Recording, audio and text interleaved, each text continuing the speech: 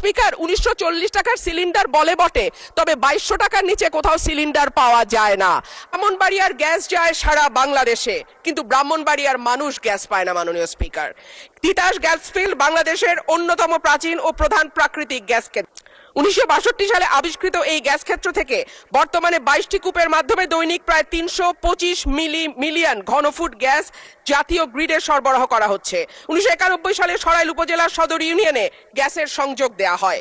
শুরুর দিকে গ্রাহক ছিল 1000, বর্তমানে কাগজে কলমে 5000, কিন্তু অবৈধ সংযোগ যদি আমরা এর সঙ্গে যুক্ত করি তাহলে প্রায় 8 থেকে 9000। কিন্তু প্রত্যেকজন গ্রাহকই আছেন চরম গ্যাসের সংকটে। সরাইল সদরে 1.5 কিলোমিটার এলাকায় 6 ইঞ্চি এবং 1 কিলোমিটার এলাকায় 4 ইঞ্চি ব্যাসের পাইপ দিয়ে গ্যাস সঞ্চালন লাইন টানা হয়েছে। এরপরে পাড়ায় পাড়ায় 2 ইঞ্চি ব্যাসের পাইপ বসানো হয়েছে। কিন্তু সমস্যা হলো সকাল 7টা থেকে দুপুর 2টা পর্যন্ত গ্যাসের কোনো চাপ থাকে না, চুলা মিটমিট করে জ্বলে। এরপর মন চাইলে গ্যাস আসে 1 ঘন্টার জন্য, তারপরে আবার রাত পর্যন্ত গ্যাসের কোনো খবর নাই। দেশে গ্যাসের সংকট আছে, তার উপরে শীতকালে গ্যাসের চাহিদা আরো বাড়ে। অন্যদিকে আছে অবৈধ সংযোগ। Bakhrabad gas transmission and distribution system limited Brahmanbaria কার্যালয় থেকে জানানো হয়েছে, লোকবলের অভাব সহ নানা সংকটে তাদের তদারক করা পুরোপুরি সম্ভব হচ্ছে না।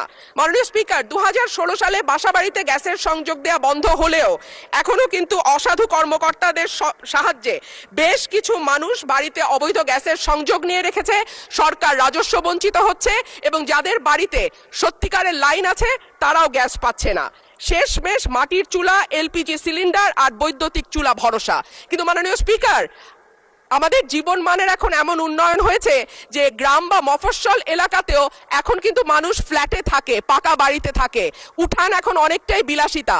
সুতরাং মাটির চুলায় রান্না করা বাস্তবতা বিবর্জিত। মাননীয় স্পিকার, 1940 টাকার সিলিন্ডার বলে বটে, তবে 2200 টাকার নিচে কোথাও সিলিন্ডার পাওয়া যায় না।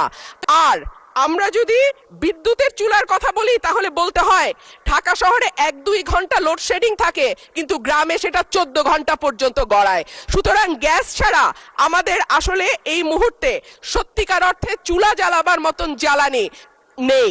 এবং ব্রাহ্মণবাড়িয়ার গ্যাস যেহেতু সকল দেশের অন্যান্য এলাকায় সকল এলাকায় যায়, সুতরাং আমার দাবি থাকবে আগে ব্রাহ্মণবাড়িয়ার গ্যাস ব্রাহ্মণবাড়িয়ার মানুষ পাবে, তারপরে এটি অন্য এলাকায় যাবে। মাননীয় স্পিকার, সম্প্রতি তিতাস গ্যাস ক্ষেত্রের 31 নম্বর একটা কূপ খনন হচ্ছে, যেখান থেকে দৈনিক 9 মিলিয়ন ঘনফুট গ্যাস পাওয়া যাবে বলে শোনা যাচ্ছে। আমি আশা করব এই নতুন যে কূপ 31 নম্বর কূপ যেটা তিতাস গ্যাস ফিল্ডে খোঁড়া হচ্ছে, সেই গ্যাস আগে ব্রাহ্মণবাড়িয়ার মানুষ পাবে, তারপরে এই গ্যাস